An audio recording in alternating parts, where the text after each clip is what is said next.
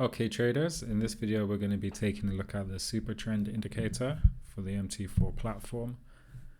As the name suggests, this indicator is used for identifying trends for those who are using trend trading strategies. It's very simple to use this indicator. You just put it on your charts, and when it's green and price is above, signals an uptrend. As you can see here, price is above, the indicator is green, and we have a nice upwards trend. The opposite is true for a downtrend.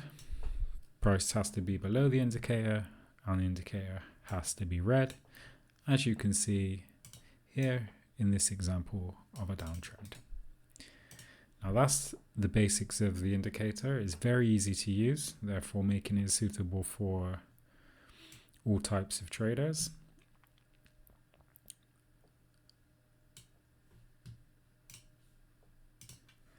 One of the main advantages of the Supertrend indicator is that you can identify trends on your charts with relative ease. It can be used on any trading instrument and any chart time frame. Here you can see the Supertrend indicator on the Euro-Dollar 1 hour chart. If we change it to the 4 hours, you can catch even bigger trends, as you can see here.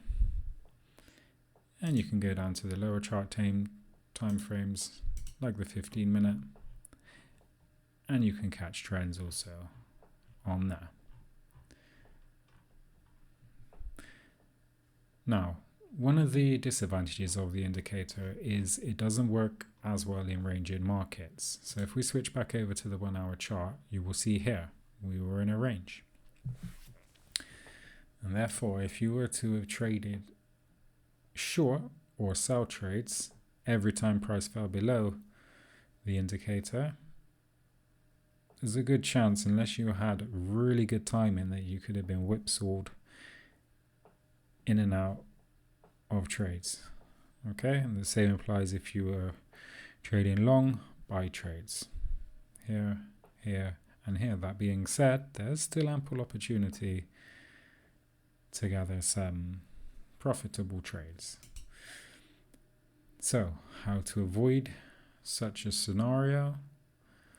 Well, you can use extra confirmation for your trades. For example, support and resistance levels. If we mark here resistance, and we mark here support, we could have avoided trading here, as there's no clear and obvious trend on this particular time frame. Maybe we can just move the support level up slightly here, because 1, 2, 3, this is more recent level of support. 1, 2, 3, okay. And you could have entered the trade, as we see the Supertrend indicator is signaling downwards trend. It's red, price is below, and then price breaks through this level of support here, which had been tested quite a few times over the space of a few weeks, which suggests there is a strong level of support. And when price broke through, it broke through with some momentum, as you can see from the big candle there, and this would have been a good area to enter our trade if we were looking to catch a trend with the Supertrend indicator. Now, another question you might have is, how do you know where to place your take profit or stop loss levels? Well, if we use this trade as an example, you could have used the high here or the opposite side of the Supertrend indicator. Either would have sufficed, but for risk-reward ratio purposes, I personally would have gone for this level here. Just a few pips either side of that last resistance level. As you can see, the price action is showing that the bears are beating the bulls and price is falling downwards. So if we placed our stop loss there, it could have been around 20 pips, which is very, very reasonable for the 1 hour chart time frame. And the price fell 100 pips. So that gives a risk to reward ratio of 1:5 on that trade. You could have exited it after 1:3. You could have locked in some profits on the way down. You could have trailed your stop loss on the other side of the Supertrend indicator here, and you still would have been in the trade had you done that, and your stop loss would be here, and you would have locked in around 70 pips. And you can see from the stall in price action down here, the support level forming. Price is starting to climb up, but with your stop loss there, you could even leave the trade to potentially run to hit your stop, or in case it continues down, or just exit with a good amount of profit here at this point. I think it's worth mentioning, this is the 1 hour chart. However, I was discussing this range here, but if we just mark off, for example, this area here, which is within the range on the 1 hour chart, but we go down to a lower chart time frame, say for example the 15 minutes, that is actually a decent trend on a lower chart time frame. If you were day trading and you want some more action, the trends are not always as reliable, but you can still catch some good moves. If you have less time, you can always trade on the 1 hour chart, as we were looking at before, even the 4 hour or the daily, where I do find that trends tend to be more reliable. But that's one of the great things about this indicator. It can be used for all types of trading strategies. So this example here on the 15-minute chart, we would have done something similar, waiting for the price to cross the super trend line, the super trend to be red. Conditions are met here. We maybe wouldn't have jumped straight into the trade then. However, we could have seen the price action suggesting that the bears are beating the bulls again. You can see this pin bar, there's some indecision. However, lots and lots of red candles here suggest that it is the bulls who are losing this particular race. But even if we're patient and we marked off this support level here, waited for that to be breached without jumping into any trades prematurely, we can see the price did fall, did break this support level, which eventually became resistance in this area here, this area here. Again, lots of price action suggesting a downwards market. We could have even entered here on this pullback, or waited for the super trend to confirm the continuation of the downtrend and entered on this crossover here. I mean, ideally, it would be fantastic if we could just enter here and exit here every time the indicator changes. The problem is, if you do that, you are going to get whipsawed in and out of trades quite often. But if you've got good money management, there's no reason that cannot be a successful strategy. It's just I would personally prefer to wait for more confirmation on trades. And interestingly, if we take this particular trade here, and we did use this entry point on the 15-minute chart, when we go up to the higher time frame that we were looking at earlier of the 1 hour, we actually managed to enter that big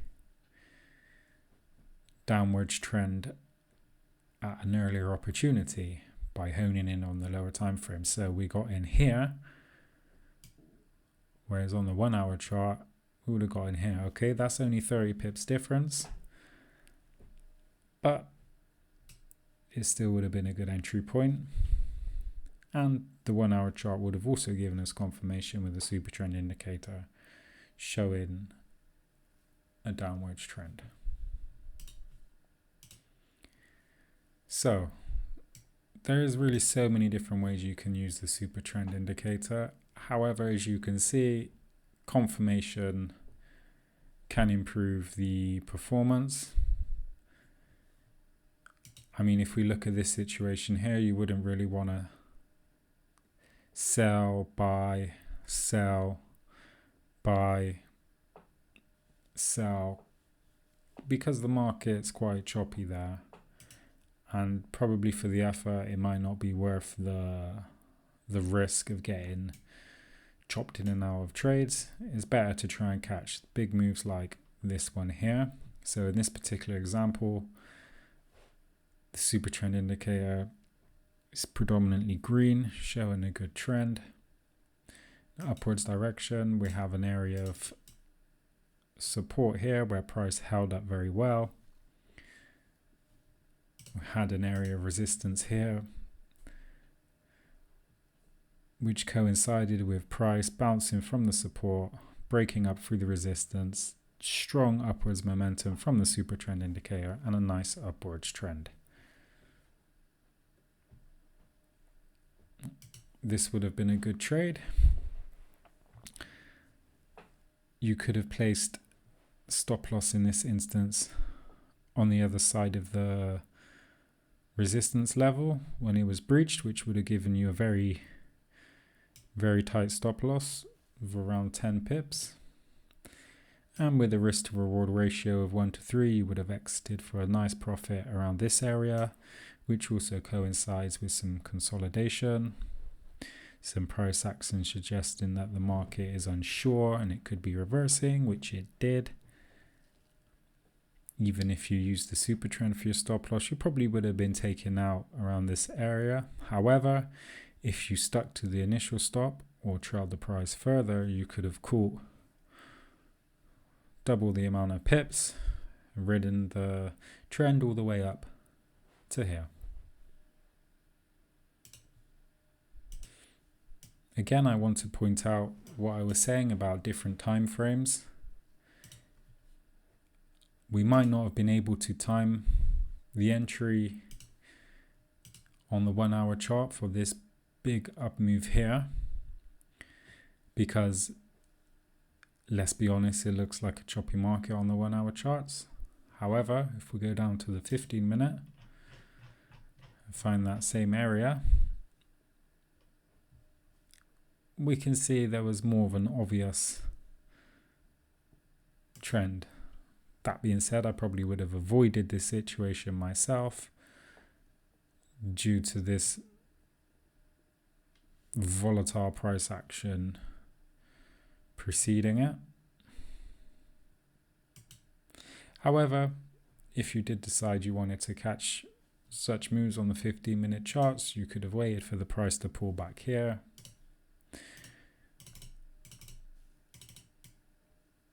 Marked off the resistance level, waited for price to breach it, and it would have been a good opportunity to catch a big move, albeit slightly riskier. There will be occasions when you see, more often than not, that this signal wouldn't always be as reliable and you can get whipsawed in and out of the market more often than not. Going back to the 1 hour charts, this is the reason I would prefer. Let me just remove these support and resistance levels. This is the reason I would prefer to use a higher chart time frame, is because you can catch big moves like this without the potential, well, you can still get taken in and out of markets even on the 1 hour chart time frame, but when you do catch moves, you know, that's 200 plus pips with less time needed to watch the charts. You can even set the Supertrend indicator to send you alerts as well. So if you're away from your computer, it can alert you when it changes color, and then you can just keep an eye on the market for the right entrance point.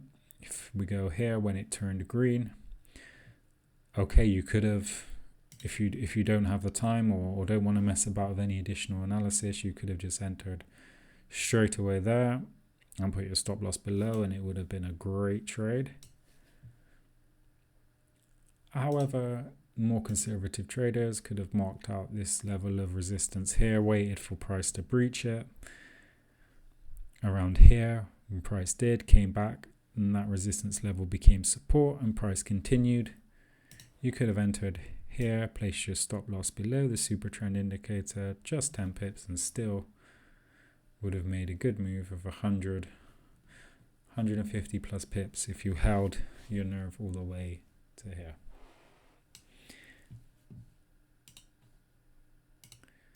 Again, this trade reiterates the fact that the Supertrend indicator can be a good thing to use for your stop loss level. For a trailing stop, you could have trailed the price all the way up here, along here, and you would have been taken out here, but still it would have been a good trade. And you would have had guidance for your stop loss level, because there will be instances when price will turn and will drop all the way back down to your initial stop loss if you do not trail it.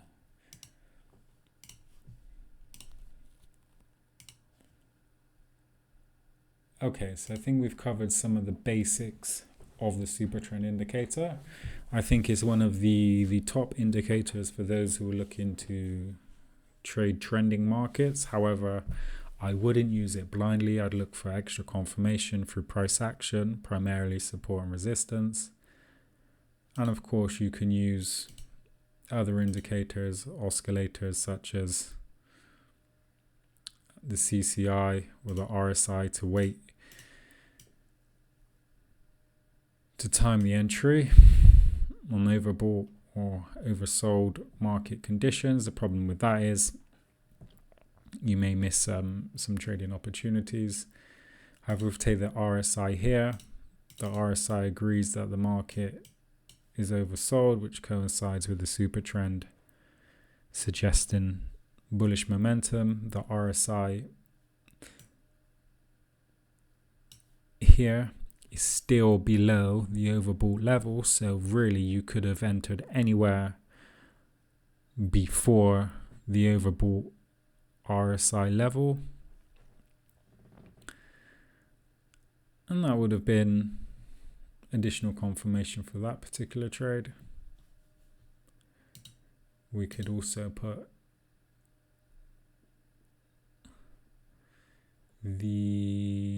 let's have a look here, stochastic oscillator. Just remove the RSI, and the stochastic, basically when the stochastic crosses in this zone below here, it suggests that the market is oversold, so we'll be turning back up. And when the blue and the red line cross here is usually used as the entry point. So we could wait for price to be, for this trend here, price to be above the super trend, and for the stochastics to cross below the oversold line would all be potential entry opportunities. So there's one there. This one is close enough to the oversold line, so that's an entry point there. Another one there. Again, stochastic crossing below the oversold line. And another one somewhere around here. So when you combine the super trend with the stochastics, you can see it can give you multiple good entry points in an established trend. If you combine that along with good money management, sensible risk to reward ratio, price action analysis, support and resistance, for me personally, longer term time frames, you can catch some really good trends. Hence, I do recommend the Supertrend indicator for anyone who's interested in trading trending markets. Thanks for watching this video. If you found it helpful, please like and subscribe for more.